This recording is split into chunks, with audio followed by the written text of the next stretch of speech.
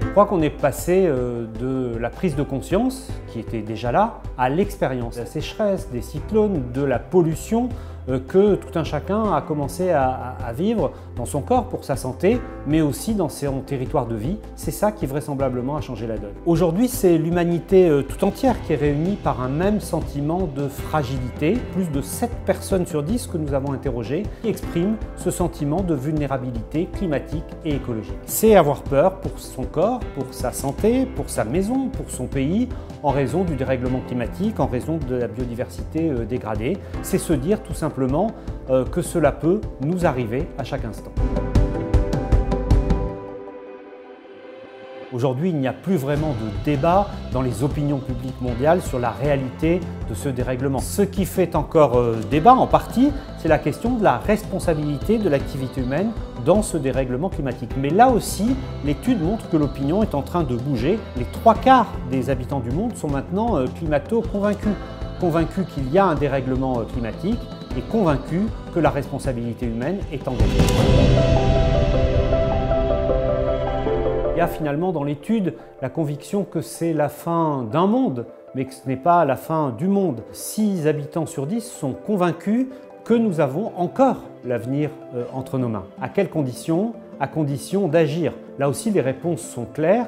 2/3, 67% des personnes que nous avons interrogées pensent que l'inaction coûtera plus cher à l'humanité que l'action. Agir, ça veut dire quoi? C'est agir collectivement pour réduire et pour inventer. Plus d'une personne sur deux, 55% exactement, pensent qu'il faut à la fois changer profondément nos manières de vivre, avoir une vie plus sobre, mais en même temps mettre en place les technologies qui, par le progrès, vont permettre de réduire notre impact écologique. Partout finalement, on pense que nous avons plus à gagner qu'à perdre, à faire et à mener à bien la transformation écologique.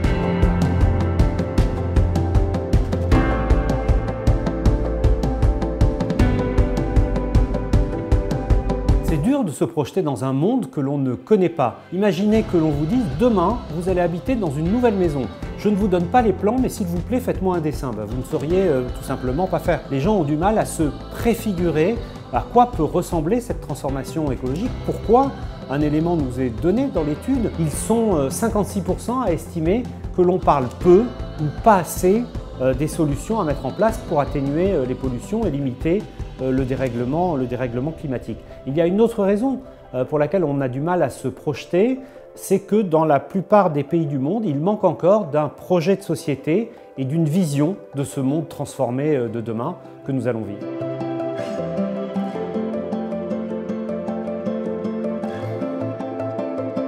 Six habitants du monde sur 10 nous disent dans l'enquête qu'ils sont prêts à accepter la plupart des changements qu'impliquent les solutions écologiques qui sont déjà mises en œuvre ou les solutions écologiques à venir dans les prochaines années. En revanche, il y a clairement des conditions à remplir et ces conditions, ce ne sont pas des options, ce sont des prérequis. C'est indispensable pour avoir l'adhésion des populations concernées. Première de ces conditions, que ces solutions ne présentent aucun risque pour la santé. Deuxième condition, qu'elles soient vraiment utiles, qu'on puisse en mesurer l'impact et le progrès. Troisième de ces conditions, que cela permette de s'inscrire dans un véritable projet de société qui soit mobilisateur, qui soit fédérateur. Et puis, quatrième de ces conditions, que les coûts économiques et culturels de cette adaptation, de cette transformation soient acceptables. Il y a notamment, partout dans le monde, une même exigence de justice sociale.